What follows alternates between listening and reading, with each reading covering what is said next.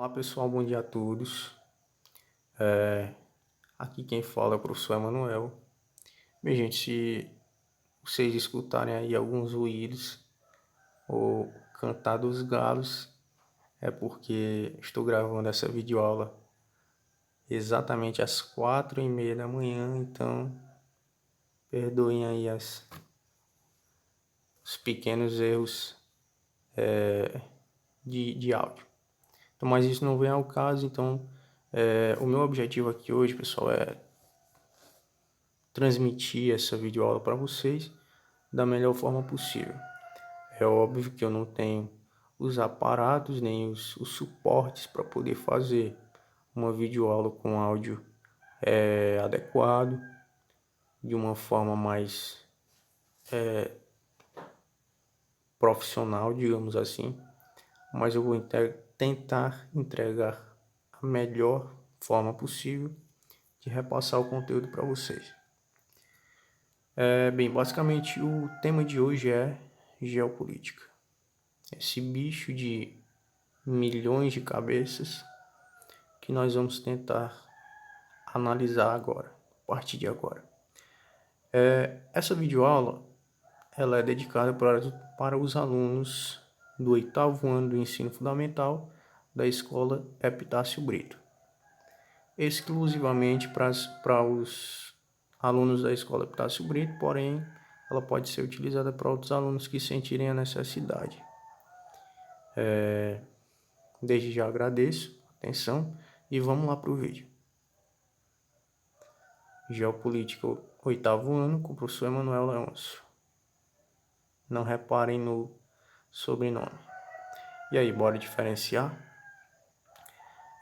Nós iremos diferenciar, pessoal, ao longo dos slides, ao longo dessa aula.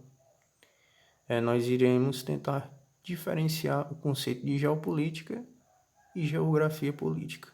Por incrível que pareça, os dois conceitos têm significados diferentes. A gente vai entender isso no desenrolar da aula. Então preste bastante atenção. O conteúdo é bem interessante. Eu preparei um material muito bom, me dediquei bastante e eu espero que vocês gostem. Vamos lá. Teóricos que deram um pontapé inicial. Bem, a gente vai estar analisando agora os primeiros autores, ou o primeiro autor, que falou sobre geografia política. Vamos lá. Nós estamos falando, pessoal, de Friedrich Hatzel, primeiro teórico que comentou, que registrou sobre geografia política. Lembrando que o Friedrich Hatzel, é um dos geógrafos mais renomados do século XIX e então ele é motivo de muito orgulho para a nossa geografia. Segundo Friedrich Hatzel, geografia política significa que aplica os principais conceitos geográficos nas formas de organizar, construir e gerenciar um Estado. Ou seja, a geografia política ela vai basicamente entender como funciona a construção e a organização de um Estado. Então é esse o conceito que definiu aí o nosso autor Friedrich Hatzel. Bem, pessoal, vamos para o próximo slide. Análises propostas pelo teórico. Gente, nós iremos agora fazer o seguinte, a gente vai estar analisando e percebendo algumas análises, alguns conceitos que ele propôs ao longo de sua vida sobre geopolítica.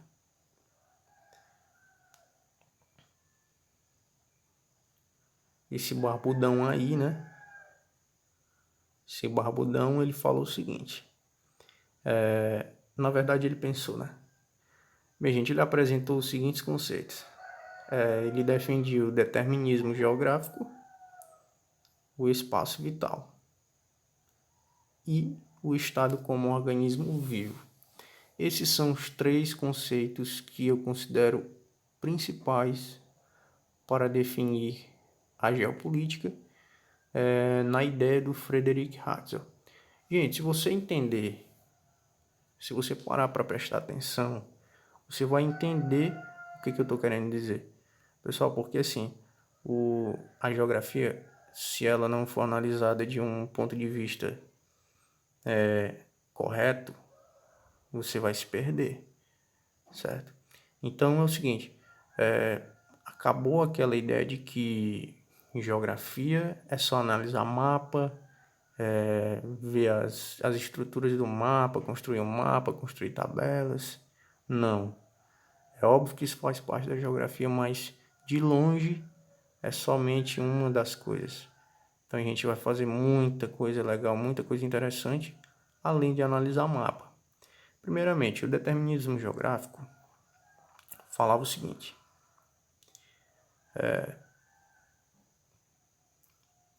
fala que a localidade determina as potencialidades, ou seja, imagina só, analise essas duas imagens. Nós temos aqui a primeira imagem, um local com possível deslizamento, ou seja, esse lugar não é apropriado para moradia. Se você pensar no seu juízo mental, na sua saúde mental normal, você vai determinar, você vai definir, você vai chegar à seguinte conclusão de que essa primeira imagem representa um lugar que não é muito bom de morar. E já a segunda imagem, ela vai proporcionar para as pessoas uma potencialidade. Ou seja, o determinismo geográfico é aí que está a sacada. O determinismo geográfico ele vem para definir basicamente isso. A depender do lugar que você mora, ou a depender do lugar que você está, ou o lugar que está disponível para você, aí você vai conseguir desenvolver suas potencialidades, ou seja, suas habilidades de construção, ou seja, você vai construir casas, você vai construir seu lar, dependendo se for um campo, né, se for um lugar reservado, você vai fazer seu plantio, se for da sua necessidade.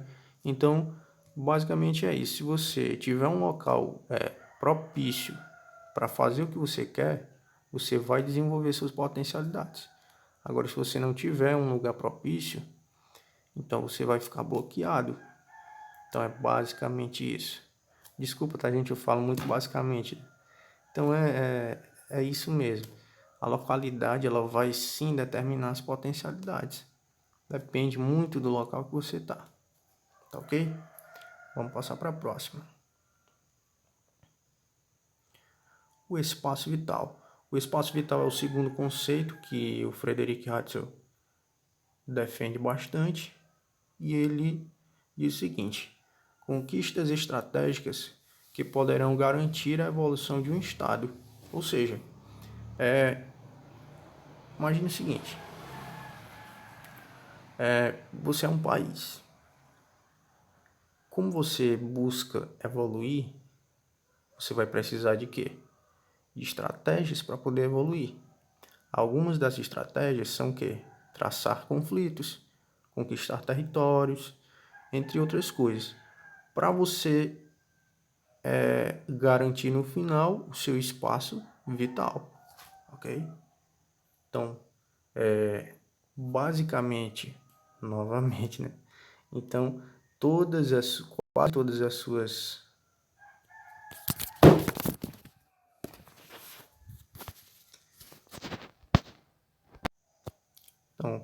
quase todas as suas empreitadas vão ser baseadas no espaço vital, ou seja, um país ele se desenvolve com base nas estratégias que ele desenvolve para poder garantir o espaço dele, ou seja, os territórios. Então ele vai traçar guerras, ele vai pensar em outras estratégias, ele vai tentar comprar territórios de outros países mais pobres, E aí foi isso que aconteceu ao longo do tempo.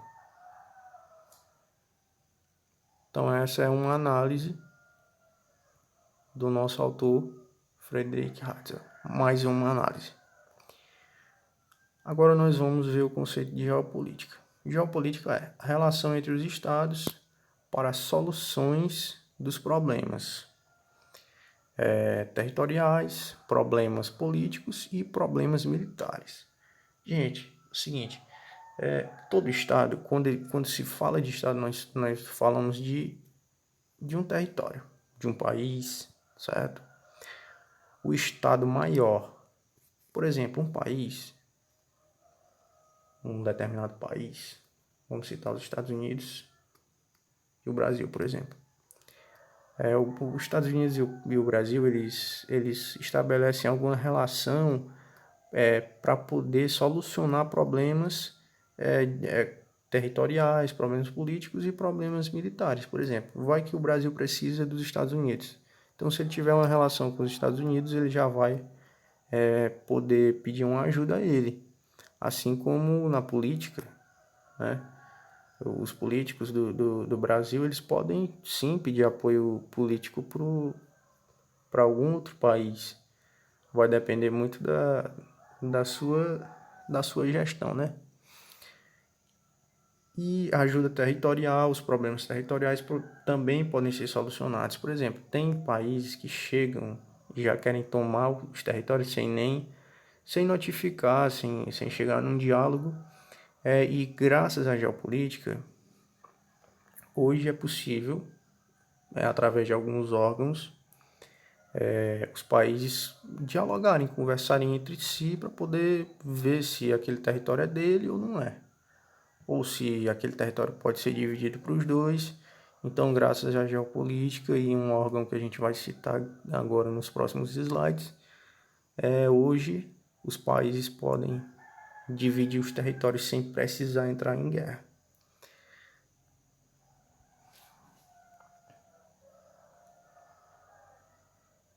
Como a geopolítica ajuda a resolver os problemas, ou os tais problemas? Bem, gente, assim, os estados, eles podem estar resolvendo os problemas da seguinte forma. Primeiramente, eles podem estar fazendo acordos, como eu citei antes, eles podem, dois países, entrar em um consenso, né? Se a questão for militar, se a questão for territorial, eles podem entrar em um acordo legal, né? Um acordo legal diante das organizações que são destinadas para aquele tipo de acordo, e aí ele vai acabar fazendo um acordo para chegar na melhor solução. Ele pode fazer embargos. Os embargos são um tipo de acordo, mas basicamente os embargos são relações que os países têm dentro do próprio país. Por exemplo, se o problema começou no Brasil e o problema é com os Estados Unidos, se os Estados Unidos começou o problema dentro do Brasil, então o Brasil pode realizar um embargo. Ele pode notificar outros países e dizer assim, olha, quem começou foi ele. Então, ele vai notificar outros países, as organizações, para fazer esse embargo. Ou, por fim, ele pode, em última instância, ele pode recorrer às guerras, né? O que não é muito recomendado. Geopolítica no pós-Segunda Guerra Mundial. A gente sabe que nós tivemos aí duas principais guerras, tanto que elas foram divididas em Primeira e Segunda Guerra Mundial, e a geopolítica ela veio ter um efeito maior logo após o final da Segunda Guerra Mundial. E assim, no finalzinho da Segunda Guerra Mundial, a geopolítica ela já começou a intervir, ela já começou a entrar, né, para poder interferir no final da guerra. o mundo precisava cessar as guerras. Mas como? Como o mundo ia fazer isso? Qual foi a estratégia que o mundo utilizou para poder cessar essas guerras, ou pelo menos amenizar, né? Já que nós não podemos ter o total controle do mundo.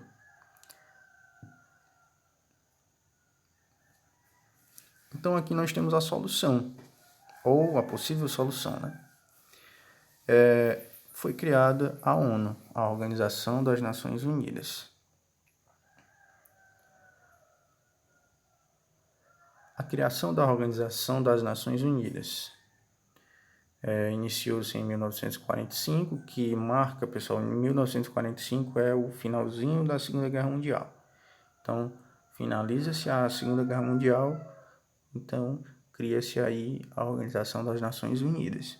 E você percebe que, como foi no finalzinho, o objetivo principal da criação dessa organização foi realmente tentar garantir a paz e tentar ali solucionar os conflitos, ou seja, tentar acabar, tentar cessar a Segunda Guerra Mundial. E teve um efeito muito bom. O objetivo dela, um dos objetivos principais é garantir a paz mundial, que é um objetivo, eu diria, bastante duvidoso, né? Visto que até hoje nós não temos muito controle da paz mundial. Então acho que foi esse objetivo traçado foi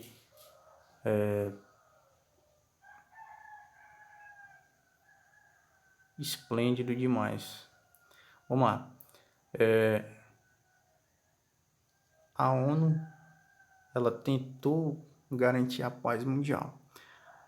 Só que o seguinte, depois da criação da Organização das Nações Unidas, a gente teve vários outros conflitos. Então, logo a gente conclui que o principal objetivo, que é garantir a paz mundial, né? Que é garantir a paz mundial, não foi garantido. Então, esse objetivo não foi garantido. Em alguns casos, ele foi garantido, em outros não. Óbvio que como toda organização tem as suas falhas, a Organização das Nações Unidas não poderia ser diferente.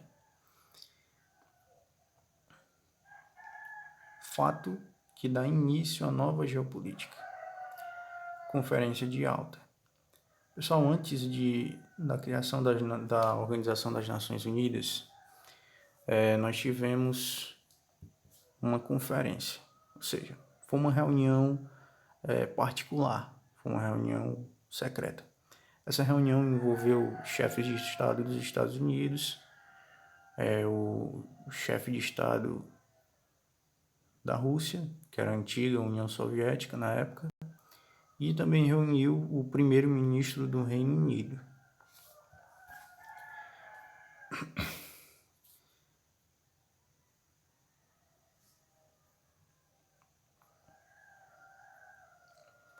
Só voltando aqui, pessoal, a gente precisa dar muita ênfase a esse fato aqui, porque realmente foi o pontapé inicial para a criação da Organização das Nações Unidas. Então, esses três chefes, líderes políticos de cada país, eles se reuniram com o objetivo de tentar finalizar a Segunda Guerra Mundial, tentar fazer alguns acordos entre os vencedores. A guerra ela já estava no final, praticamente todo mundo já sabia quem seriam os vencedores da guerra, e então eles resolveram se reunir secretamente para definir como seria isso.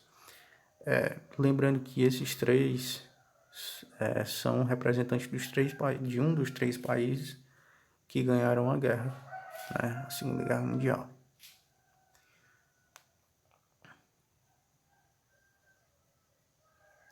Uma curiosidade sobre a ONU. Antes de seu surgimento, os países não tinham um espaço de diálogo e debate de interesse. Eu volto a esse fato aqui.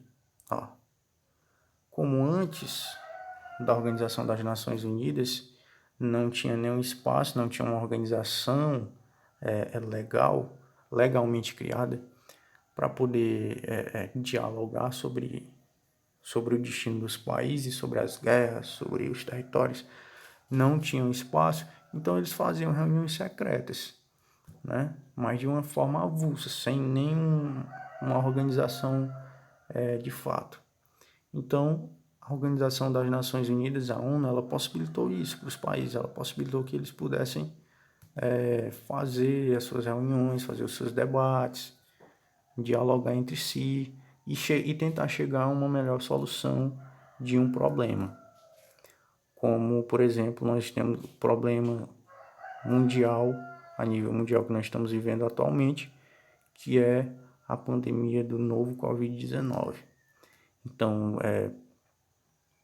através de videoconferências, já que deve ser respeitado o isolamento social, todos os presidentes, todos os representantes de cada país fazem as suas videoconferências para poder tentar decidir o paradeiro, né, de como vai ser as estratégias traçadas para poder conseguir amenizar o vírus. Então essa é uma das estratégias geopolíticas, né? E essas videoconferências elas são organizadas pela ONU. Então todos os países que fazem parte da ONU, eles vão lá, se reúnem e tentam solucionar os problemas. Existem 2 órgãos principais e decisivos para os países envolvidos. Os 2 órgãos principais são a Assembleia Geral é uma delas.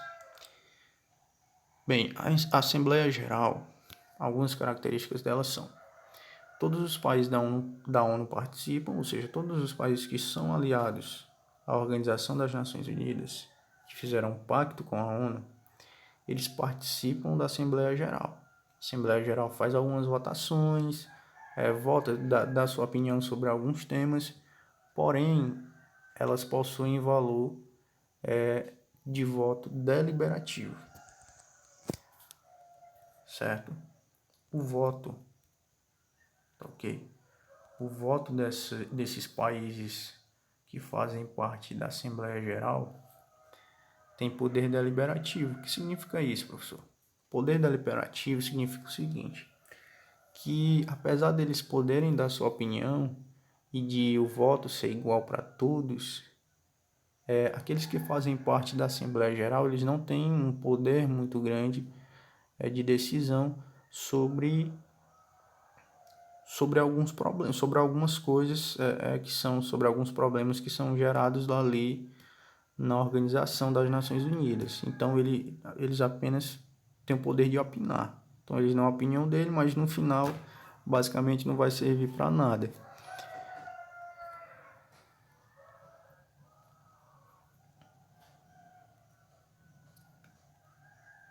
Então vamos desativar aqui o pincel e vamos para a próxima.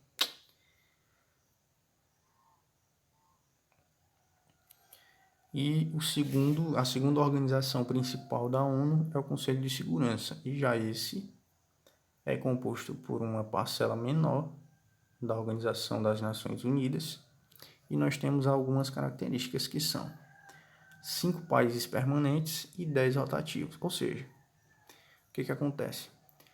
Alguns dos países foram selecionados após a Segunda Guerra Mundial.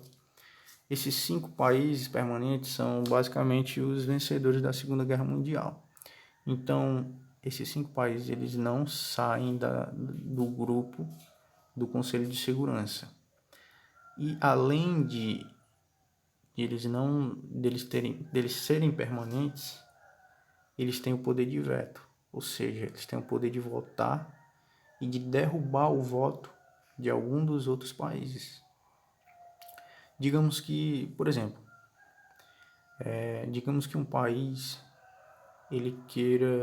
um país dos Estados Unidos ele queira iniciar uma guerra contra um país aliado à França.